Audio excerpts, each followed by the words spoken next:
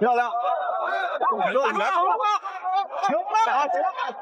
已经明显的是明显的情况，只有招架之功了。还有谁？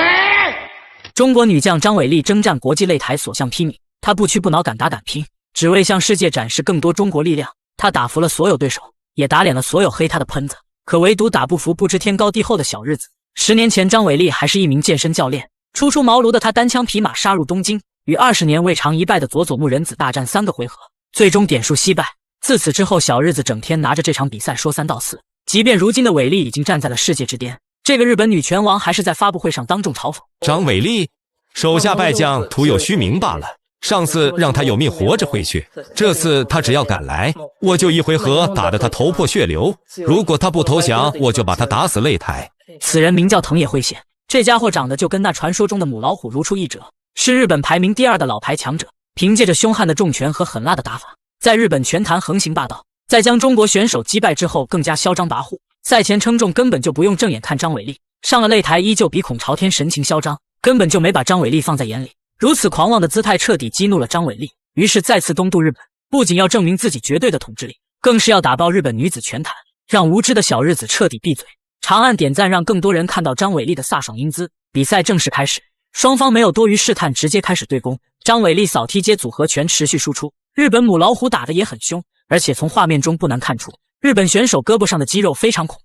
这时张伟丽扫踢被接土，日本选手试图将她带入地面，但扭打过程中却挨了张伟丽不少重拳。虽然失去重心，但张伟丽却死死箍住小日本的脖子。随后两人进入地面较量，但是这个位置好像不太好控制。对，因为这个腿呢，毕竟没有控制住对手。这个张伟丽还是要坚持做断头台吗？这个手始终没有放弃。被顶到身边。对。重新回到站立。重新回到站立对抗后，两人开始了你来我往的对拼。张伟丽一向以重拳碾压对手，可如今看来这日本母老虎的上肢力量同样强悍，凶悍的重拳给张伟丽带来了不小的压力。这家伙能称霸日本女子拳坛，其实力绝对不容小觑。不过张伟丽也并不心急，散打出身的她打站立就从没怂过。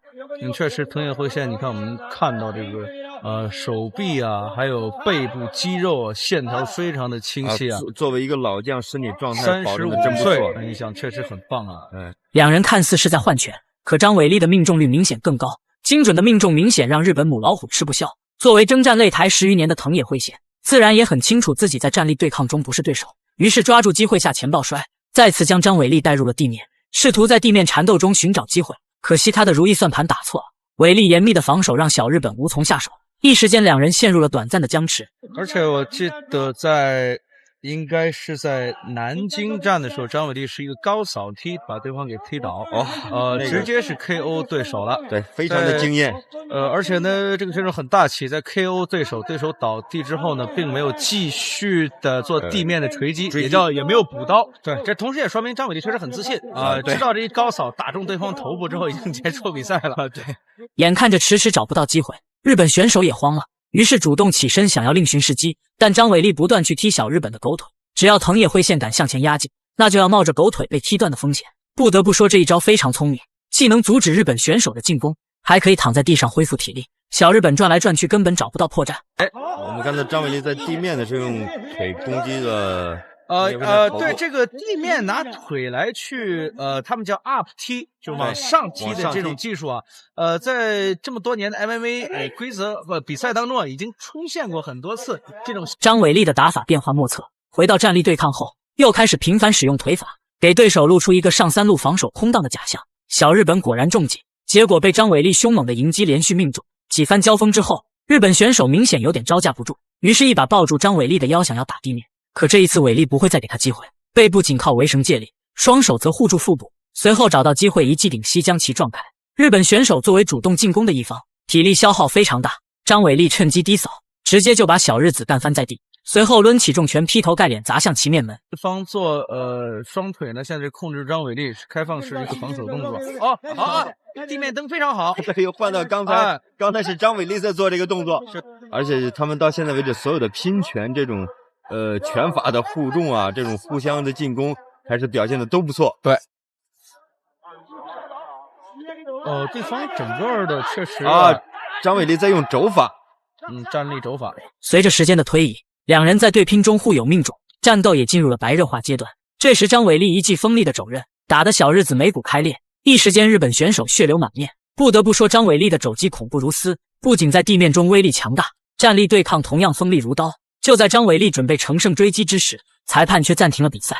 随后医护人员上来对日本选手的伤势进行查看。因为这个打 MMA 的时候啊，因为毕竟手肘的位置是没有软体来保护的，是的。一旦碰到头部的这种没有肌肉保护的位置，只有简单的一层的皮肤的话，这样很容是比赛继续正好这局结束。此时第一回合比赛结束，日本选手眉骨开裂，血流如注，本就长得像个灭绝师太，如今更加显得凶神恶煞。不得不说张伟丽实力之强悍，首回合的交锋中完爆小日本，犀利恐怖的肘法更是让其头破血流，实在是太霸气了。比赛进入第二回合，张伟丽上来又是一记肘刃精准打击，日本选手明显吃痛，急忙下前抱摔试图进入地面，可张伟丽的力量也不是吹的，借助围绳的力量快速起身。此时日本选手额头的口子又被打开，鲜血顺着张伟丽的肩膀不断往下流，小日子的表情也不再嚣张，甚至感觉都快被打哭了。就这样，两人在绳边陷入了僵持，手臂全是血了。看来刚才的这个止血啊，这个没有封住，口开的比较大。